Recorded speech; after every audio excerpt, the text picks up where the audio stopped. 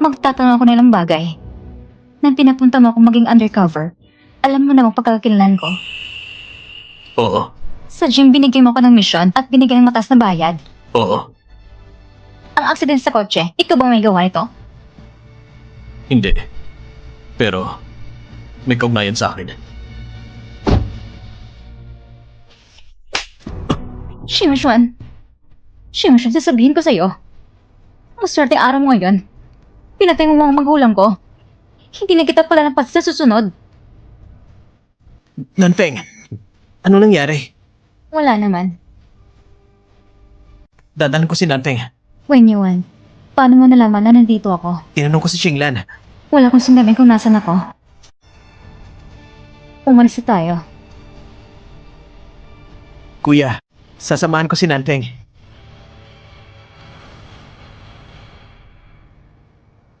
Nanfeng, ayos ka lang ba? Bakit parang hindi magandang mukha mo? Ayos lang ako. Narinig ko kanina na sinabi mo kay kuya ko na hindi mo siya palalampasin. Bakit mo siya hinaharap? Wala, nagkamali ka lang dinig. Eto, huwag mong kalimutan sa susunod. Kahit saan ka pumunta, dalhin mo palagi ang cellphone mo. Kasi nag-aalala ko kung hindi kita mahanap. Kasi, nagmamadali ko kanina. Ayos lang, basta sa susunod, huwag mo nang kalimutan.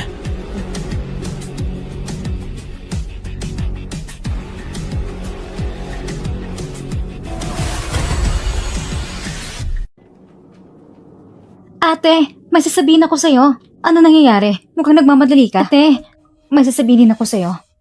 Pero kailangan mo manatiling kalmado. Ano nangyari? Nakita ko na kung sino ang totoong may kasalanan sa aksidente noon. Sino? Si Shimo Chuan. Tingnan ko ang CCTV nung nangyaring aksidente. Nasa paligid lang ang sasakyan niya. Ate, hindi ba sinabi ko sa'yo na...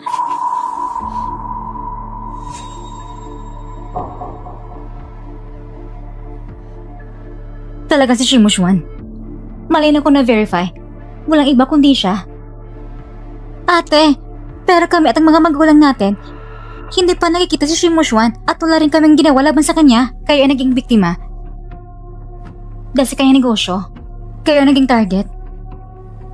Ate, hindi ko maintindihan.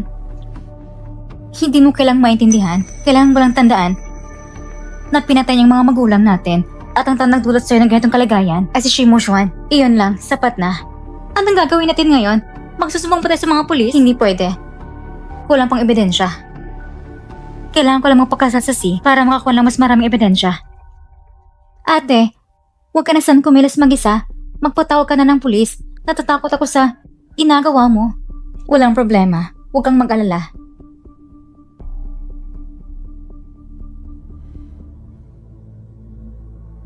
Kung mayroon kang sasabihin sa akin sa hinaharap, sumulat lang ako ng kunting tala. Maaaring may kamera din sa bahay na ito.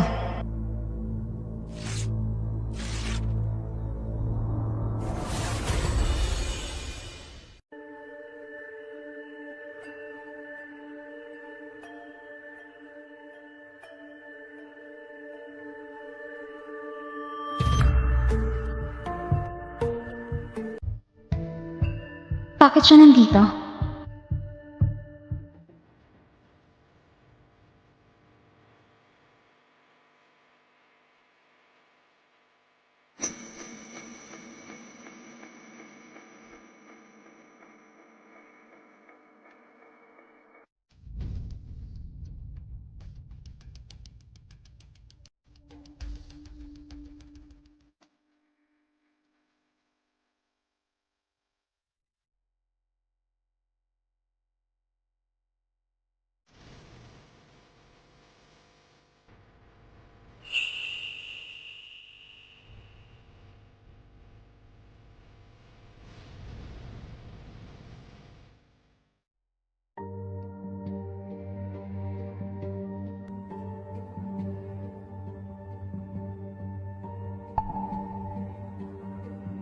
Hello?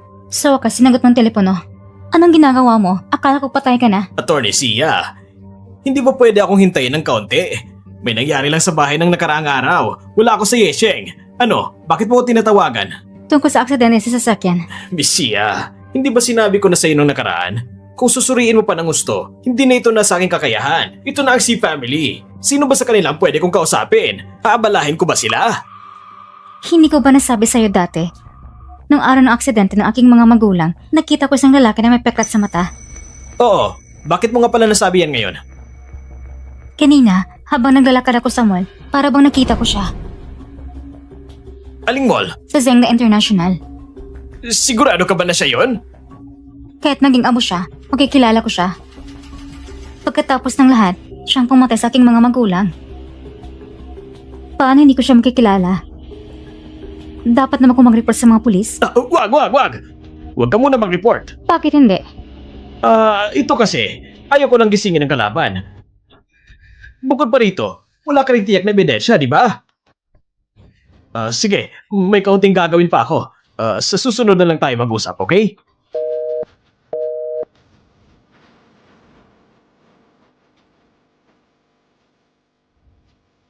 The customer you're trying to reach is not available.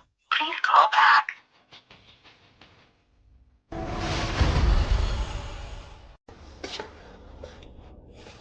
Wenyuan.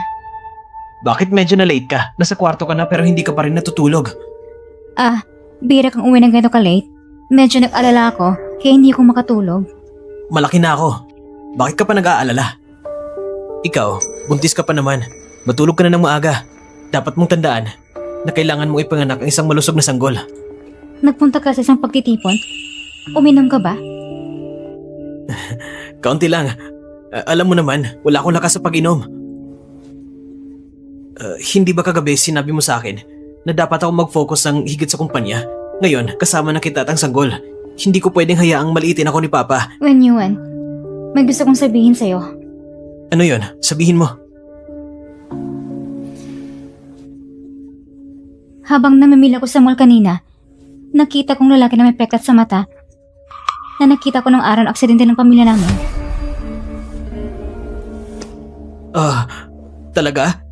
At pagkatapos? Hindi ako agad nag-react. Nang maalala ko na, wala na siya, hinahanap ko siya sa buong mall pero wala na. Baka nagkamali ka lang ng pagkakita. Kahit maging amo siya, maaalala ko siya. Nag-report ka na ba sa pulis? Hindi pa. Pero, nag-iisip ako kung dapat na ba akong mag-report sa mga pulis. Pero isang sulyap lang naman ang nakita mo. Hindi pa sigurado. Wala rin akong na-report sa pulis. Basta't nandito siya sa Yes City, sigurado kung mahanap ko siya. Wenyuan. Anong iniisip mo? Wala naman. Iniisip ko lang kung may magagawa ba akong para makatulong sa'yo. Hindi na kailangan. Ang mahalaga, nandito ka sa tabi ko. Pinakamaganda pa rin itong pinakaakma sa'yo. Maganda nga ito. Bakit hindi mo subukan? 2 linggo pa ang hihintayin. Baka hindi na akma sa waist mo. Hindi na kailangan. Kausap ko ng tindang kanina. Sabi ko na sa kanila na baguhin ayon sa pinakabagong sukat ko. Mabuti.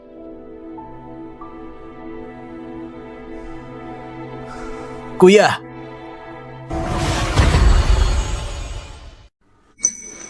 Kuya, sa araw ng kasal namin ni Nanfeng, gusto ko ikaw ang best man. Nambabastos ka ba? O tinutokso mo lang ako? Sa kasal natin, hahanap lang tayo ng iba. Hindi ba ayos yun? Pareho naman tayong pamilya. Ang gaya ni Wenyang sa pag-arte. Muntik niya ako maloko. Wenyuan, sana lahat ng sinasabi mo ay galing sa puso mo. Sayang lang, tulad ng pagkabata mo, lahat ng sinasabi mo ay may halong pagkukunwari.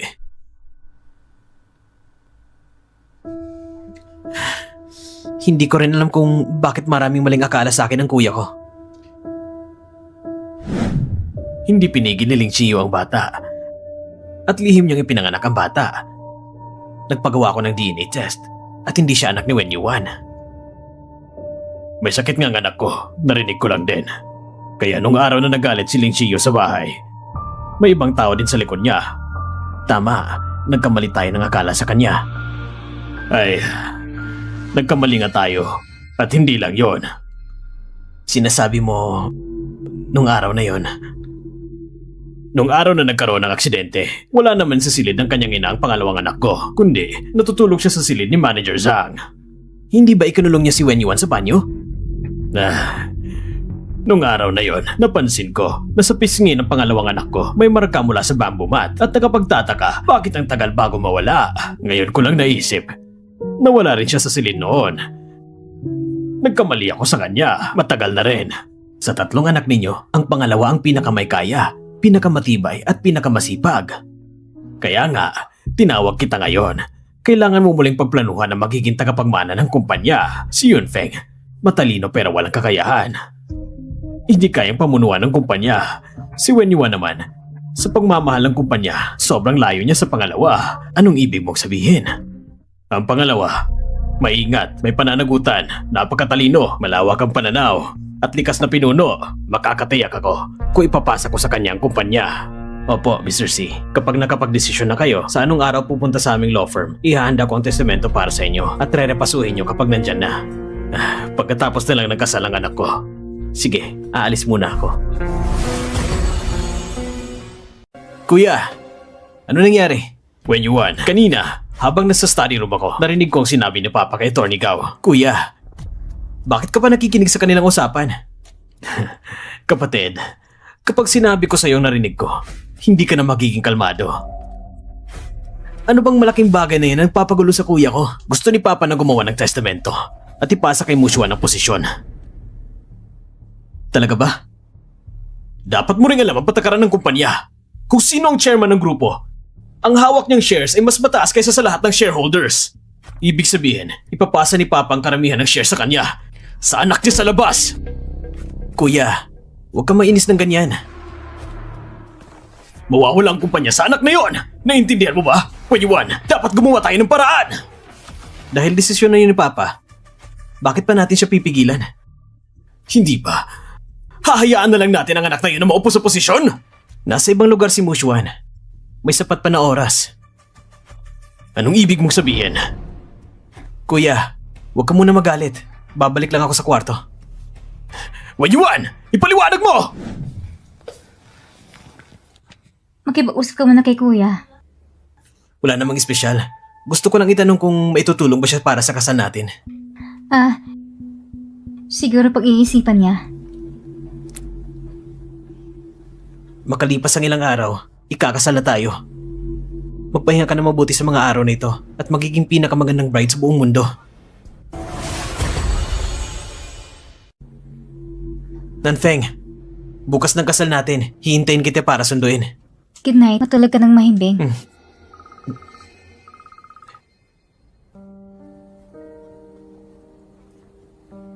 Good night din.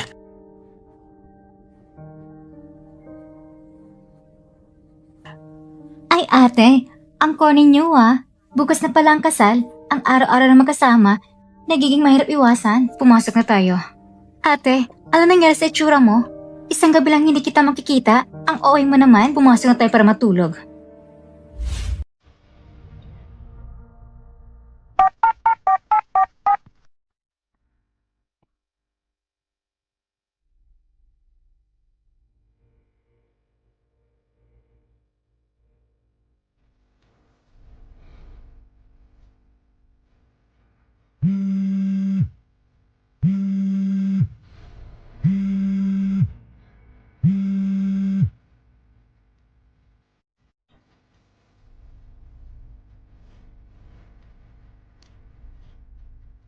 Hello? Siya, Nanfeng. Bukas, huwag mong pakasalan si Wen Yuan. Mr. C, paulit ulit na lang ito. Naboboard ka ba? Hindi siya ang Wen Yuan na nakikita mo. Mula pagkabata, magaling na siyang magpanggap. Hindi siya ganun kasimple. Mr. C, kung wala na iba pang pang-usapan, magpapahinga na muna ako. Ginagamit ka niya laban sa akin. Siya, Nanfeng, marami kong sasabihin sa'yo. Galing ako mula sa Jusheng. Hintayin mo ako.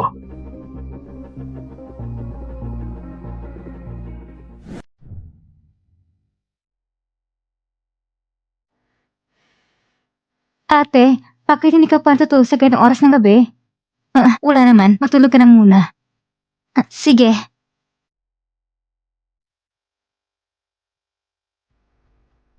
Siya, Nanfeng. Hugas, huwag mong pakasalan si Wen Yuan.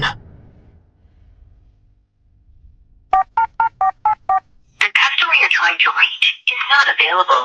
Please call back.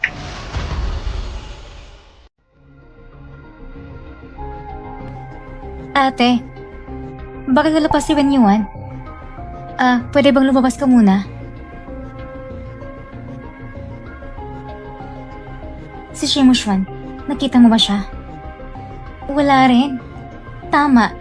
Sa napakalang araw na ito, wala rin si Shimushuan. Nung nakarang pagkakataon sa kotse niya, naglagay ako ng listening device. Bakit walang signal na natatanggap? Kanina mo nilagay ang listening device sa kotse.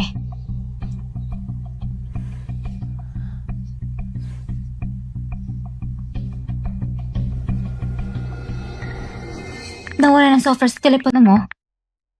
Ngayon ay maayos na.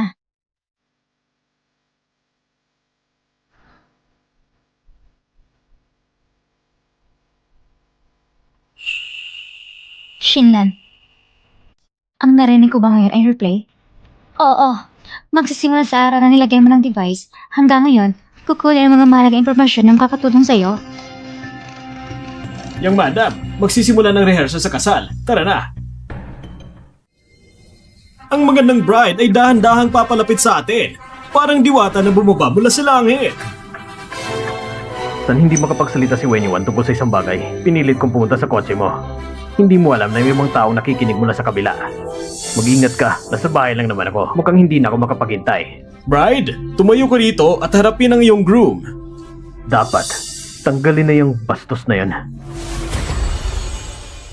Third Young Master, maaari niyo bang ikwento sa amin ang romantikong love story ninyo ng bride? Nang una ko nakita si Nanfeng, nahulog ng loob ko sa kanya. Anong plano mo para hanapin siya sa pagkakataong ito? Dapat mawala ng bastos na yan. Matagal na kami nagsasama. Sa akin at kay Nanfeng, unti-unti kaming umiibig dahil sa tagal naming pagsasama. Nagkakantig talaga! Ang bagong kasal, sobrang saya, na halos hindi na makapagsalita! Paano siya alisin? Maraming paraan. Depende kung alin ang simple at malinaw. Sige, sabihin mo lang sa akin. Sa tingin ko, magiging masaya tayo. Kahit na itong gamitin mo. Gayunpaman, itong pinakamahirap mo na bantayan. Ito rin ang pinakapakipakinabangan. Ngayon, pwede nang halikan ng groom ang kanyang asawa! Sa araw ng kasal, ipapadala siya sa Gusing para sa isang business trip. May pagtatayo ng isang bagong kalsada patungo sa lungsod. Ang malalaking dump truck ay nasa lahat ng dako. Ang sasakyan ni Mushan sa araw na yon, ito'y babangga sa malaking dump truck. Nanfeng, mahal kita.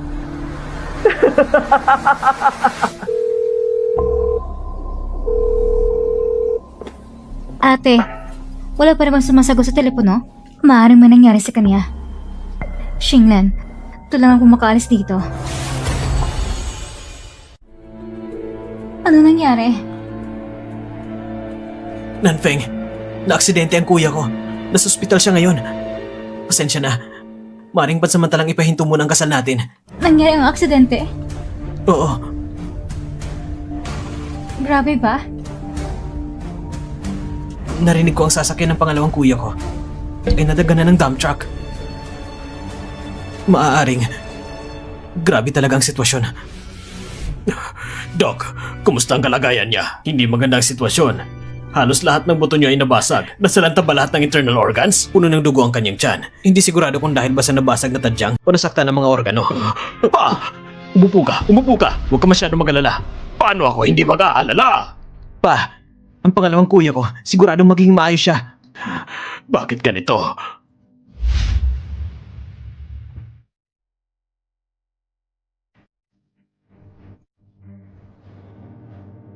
Panginoon, ingatan mo ang pangalawang kuya ko. Sana walang mangyari sa kanya. Iligtas mo siya.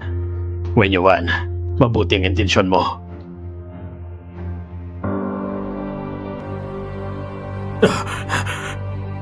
Doc, kumusta na siya? Stable na ang vital signs, pero hindi pa lubusang ligtas. Ililipat muna siya sa ICU. Kung makakalampas siya sa unang 24 oras, matitiyak ang kanyang kaligtasan. Paano na ang kumpanya? Hindi naman titigil ang mundo kung wala siya. Tumahimik ka nga! Kuya, ihatid mo muna si Papa pa uwi. At Nanfeng, sumama ka na rin sa kanila. Mananatili ako rito para alagaan si Kuya. Sa loob ng ICU, hindi pwede pumasok ang mga kamag-anak. Mananatili ako dito. Mas magiging kampante rin si Kuya.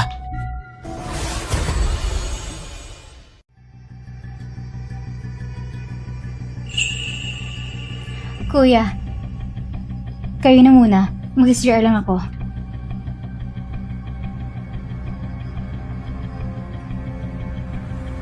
Ano ba talaga nangyayari? Ito isang pagpatay.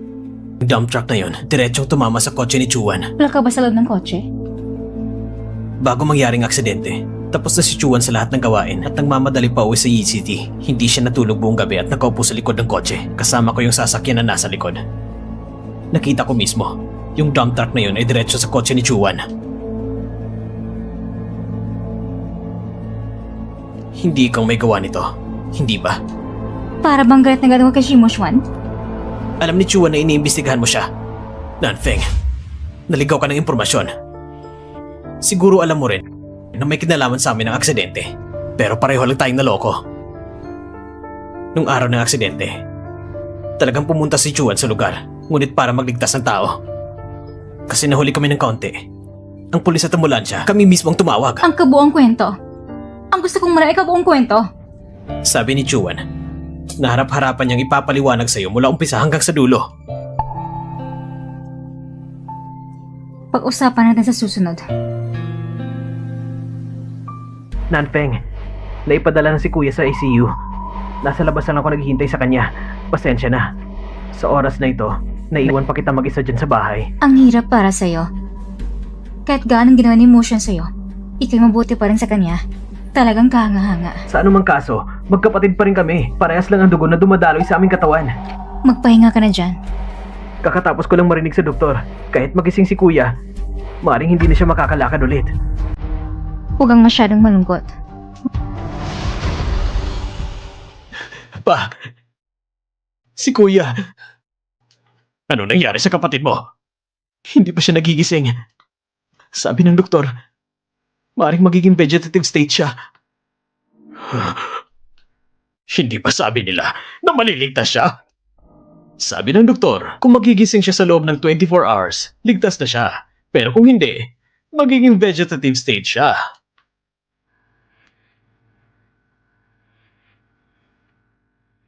Tawagan mo si Uncle Kong mo. Isa siyang neurosurgeon. Siguradong may paraan siya. Oo, pa, tatawagan ko siya. Huwag kang mag-alala. Magpapalit muna ako ng damit sa kwarto ko. Bakit nandito ka? Narinig ko lang kayo kaya lumapit ako.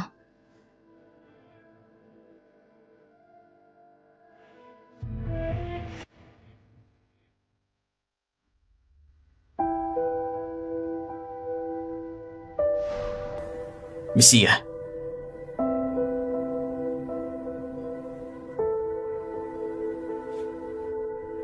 Shimoshwan.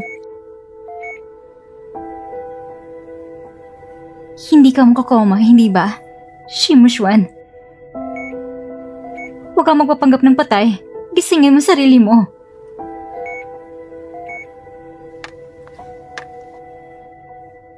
Kung patay ka na, mas maganda pa siguro. Sana hindi ka na huminga.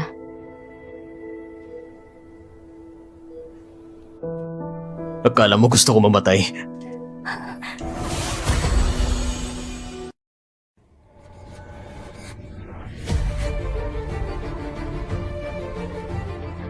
Bakit?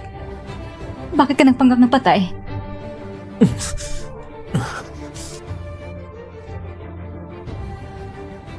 Peke bang aksidente?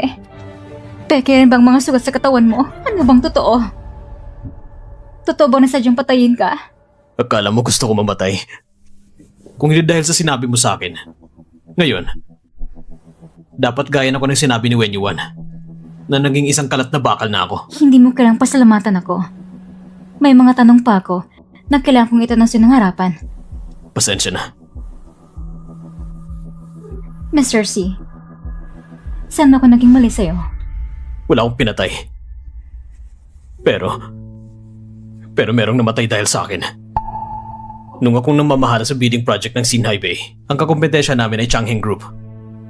Para patunayan sa ama ko ang kakayahan ko, napilitan akong gumamit ng hindi kinais-nais na paraan. At noon, tumulong ka sa kalaban ng Changheng sa kaso nila. May alitan na kayo noon. At umabot pa ito sa pulisya. Kaya't nagplano ako ng isang kidnapping incident. Plano kong kidnapin ka para masira ang reputasyon nila At kapag umatras sila sa bid, palalayain na kita. Pero sa araw na yon, wala ka pala sa Yisheng, kaya kinansila ko ang plano. Pero sabay nun, nakatanggap ako ng balita na mapapahamak ang pamilya mo. Nagmamadali kong pumunta doon. Pero pagdating ko sa lugar, ang mga magulang mo at kapatid mo, nadisgrasya na. Sino ba talaga ang nasa likod ng aksidenteng yon?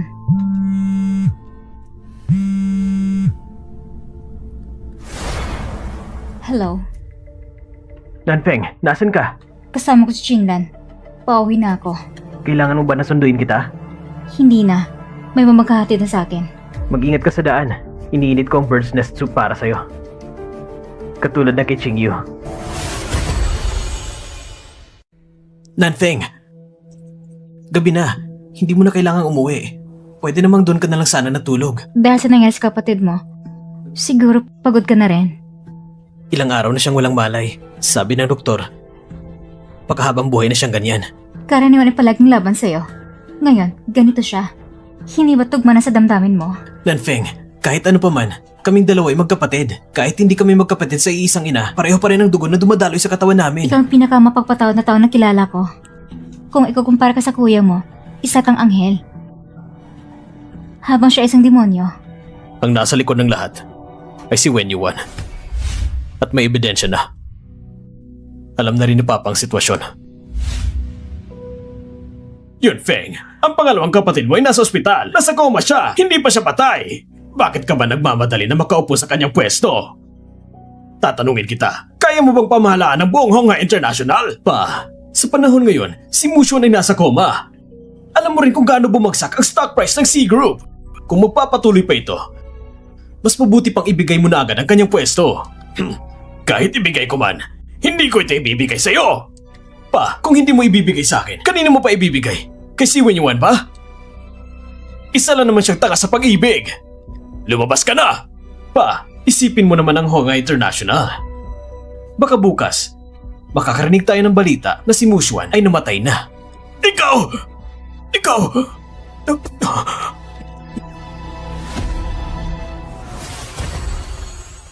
Kuya, paano mo magagawang ganun kausapin si Papa? Kung siya'y mamuo sa galit. Bunso, sa oras na ito, huwag ka na munang gumawa ng mabuti. Hindi rin magandang daluyan ang dugo ni Papa. Ang ilang ugat niya ay barado na sa pagkakataong ito.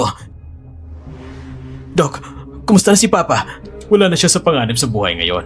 Pero maaaring magkaroon ng mga after effects kapag nagising.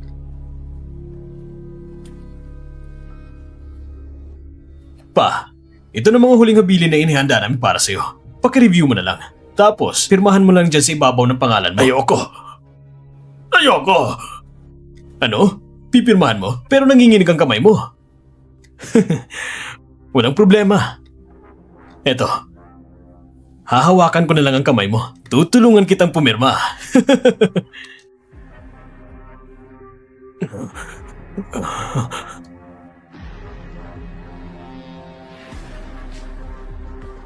Kuya, parang sumusobra ka na yata. Bukod pa rito, laban ito sa kagustuhan ni Papa. Ang ganitong habilin ay hindi magiging valid. Huwag mo nang pansinin to. Lahat ng masasama, ako ang gumagawa. Lahat ng mabuti, ikaw ang gumagawa. Bunso, sa ating tatlong magkakapatid, ikaw ang pinakatuso at mapandinlang. Talagang ikaw. Pero sinong may kasalanan na para kang mabuting tao?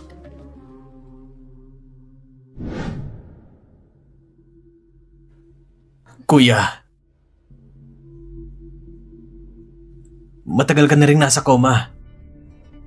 Araw-araw ka na nakahiga ng ganito. Hindi ko alam kung nagkaroon ka ng pressure sa source. Ha? Hayaan mong i-check ka ng bunso mong kapatid. Tignan natin. May source ka ba? Ha? Meron o wala? Hayaan mo kong tingnan. Ha? Wala pang source si Kuya. Mukhang naalagaan ka ng mabuti, ha? Nga pala, may magandang balita at masamang balita ko sa'yo. Alin ang gusto mong marinig muna? Sige, ang magandang balita muna. Ito ay binahagi ni Papa sa akin. Ang kalahati ng kumpanya. At ang masamang balita, nagkaroon siya ng stroke. Oo nga. medyo napulot na rin sa edad niya. Naibigay pang malaking responsibilidad ng kumpanya sa'yo. Pero ayos lang sa ngayon. Ngayon, nasa rehab na siya. Pagpahingahin lang at gamutin ng maayos.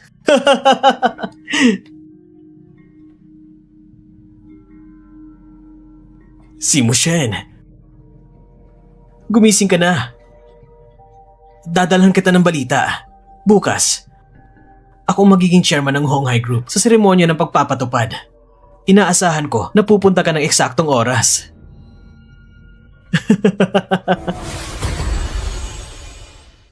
Nanfeng, ayos ba ang suot ko? Hindi ba masyado lang itong simple? Hindi ba pala ikang low profile? Bakit nga high profile ka na? Itong araw ng aking pagtatalaga, kaya dapat high profile. Congrats sa'yo, Chairman C. Bakit sa tono mo, parang naririnig ko ang pagkadismaya? Hindi ba ito dahil kay si Mushen? Anong sinasabi mo? Yung nasa tiyan mo, anak niya ba talaga? Sinasaktan mo kung when you want. Huwag mo kong tawagin when you want. Tawagin mo kong asawa ko. Tawagin mo! Tawagin mo! When you want! Huwag ka na magpanggap. Nanfeng, huwag mong isipin na hindi ko alam na pumunta ka ng palihim kay si Mushen. Pero ano kung nakikita mo siya? Pero yung taong yun, nakokoma na siya. At yung nasa tiyan mo, kailangan pa rin akong mag-alaga. Say when you want. Ang iyong pagkukunwari, nakakasuka talaga. Kung hindi ko sinabi sa'yo, maiisip mo pa rin ba na ako isang mabuting tao? Kaya pala, sa cellphone ko, ikaw nang lagyan ng spy software. Nakakatawa naman at ngayon mo pa nalaman. Talagang nakakatawa. Sinasabi ko sa'yo, Shannon Feng. Simula ngayon, alagaan mo ko ng maayos. Dito sa pamilyang Si, may karapatan ka lamang ng isang buto o laman.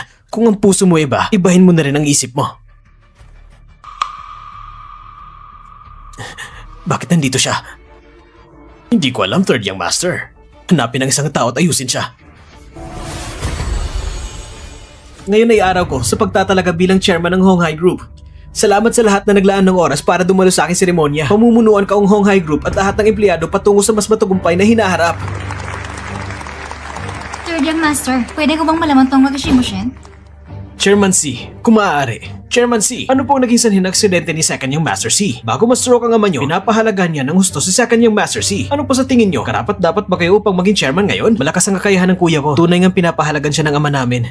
Napakagaling. Hindi pa siya namatay. Huwag po na yung gamit ng maling salita. Itaas mong kamay mo. Ha? Baka bastos Grabe naman naman. yun.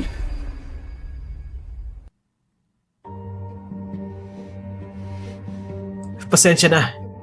Sa mga nakarang araw, pabalik-balik sa kumpanya at ospital, medyo nilimig ako.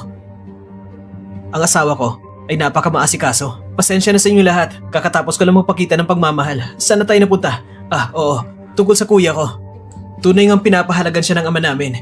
Pero sa kalagayan niya ngayon, kahit ayaw ko, kailangan ko talagang upuan ang posisyon na ito. Pwede namang hindi ka umupo. Bakit mo ka napahirapan ang sarili mo? Nanfeng, pagod ka na. Assistant Lu, tulungan mo ang asawa ko na bumaba. May tanong din ako kay Chairman C. Tungkol sa kaso ng aksidente ng ika-16 ng Hunyo, pwede mo bang malaman anong papel ginampan ni Chairman C sa pangyayari ngayon? Tumahimik ka kaagad. Paniwalaan mo na pwede kong ipatanggal ang oxygen tube ni Si Mushen sa anumang oras. When you want!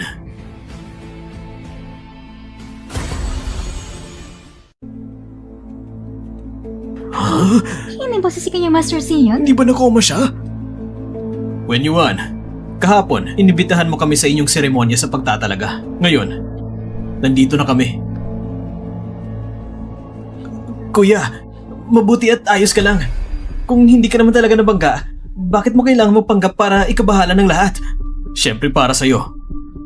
Ganito ka kaplanado. Kaya kailangan kitang suportahan. Hindi ko maintindihan ang ibig mong sabihin. Hindi mo maintindihan? Ayos lang. Third Young Master, saan hindi pwede mag-usap? Bakit sa kotse mo mag-uusap? Hindi mo alam, may nakikinig sa kabilang dingding. Sobra ka ring maingat. Hindi nakapagtataka. Parang walang pakialam ka lang.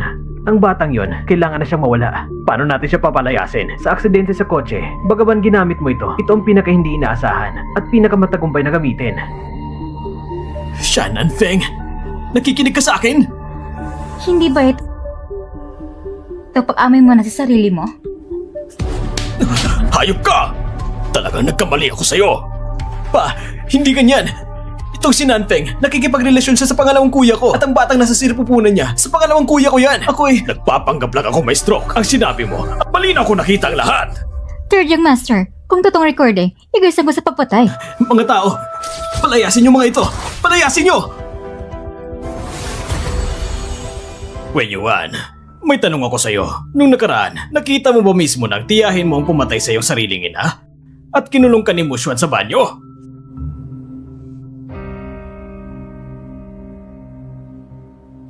Oo.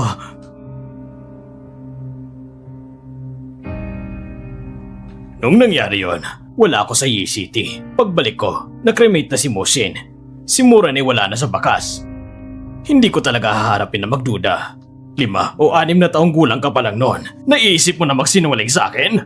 Pa, nagkunwari ka may stroke at muling binanggit ang nakaraan. Hindi mo ba nais makipag-alyasa kay Mushuan upang tapusin ako? Ako rin ay anak mo! Ang ina mo, dapat kilala mo naman, hindi ba? Matagal na kayong hindi nagkita. Gusto mo ba siyang makita? Anong pinagsasabi mo?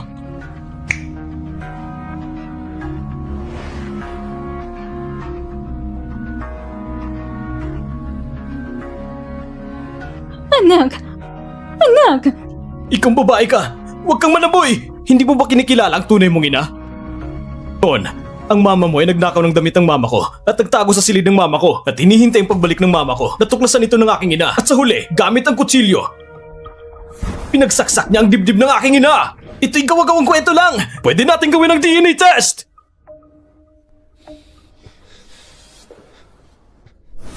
Ito si Tita Sin. Ang pagkasunog na ito, nung bata pa ako, aksidenteng natapon ng sabaw sa braso ni Tita Sin. Hindi ko alam. Wala akong alam. Anak! Anak! Lumayas ka! Hindi ako ng anak mo! Isa ka talagang hayop! Ikaw si Wen Yuan, hindi ba? Kilala mo ba si Zhuang Haisheng? Hindi ko siya kilala. Siya nga yun. Hindi kita kilala. Siya nag-utos sa akin na magmaneho para bumaga sa pamilya ni Atty. Sia. Huwag ka magsalita ng kalokohan dito! Wen Yuan, sumama ka na lang sa amin sa estasyon ng pulis. Lahat ng ito ay pinaplanuhan yung dalawa. When you won. Upang ibenta ang lahat kay Mushuan, plinano mo mismo ang aksidente. Napatay mong dalawa. Na wala mang kinalaman sa'yo, hindi mo dapat ginawa yun.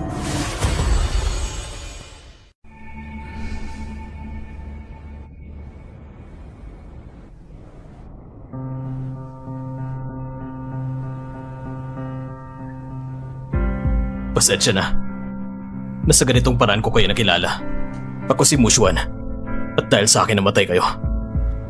Ma, natagpuan ko na pumatay sa inyo. Siya ay si Wen Yuan. Wala kayong personalitan sa kanya. Wala kayong galit sa kanya. Ito ay dahil sa tunggalian sa pagitan ng mga mayayamang magkakapatid. Kayo ang naging biktima. Ngunit may isa pang tao na mukhang walang sala. Ngunit ang lahat ay nagsimula dahil sa kanya. Alam ko na, ang mga pagkakamaling nagawa ko ay hindi na maibabalik. Tinutukoy kong sarili ko. Kung hindi dahil sa sobrang matapa at prangka ko noon. Sila, paano pa kaya sila? Mula nung pinili kong makipagtulungan sa'yo, dala ko na ang sarili kong kasalanan. Ano?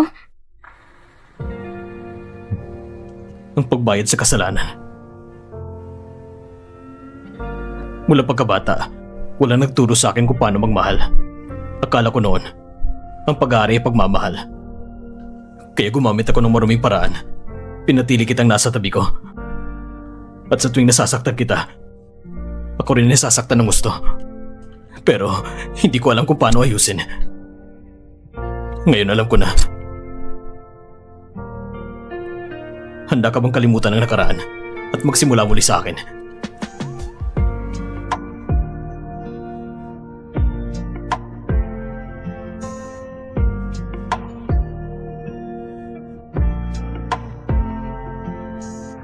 Kumusta?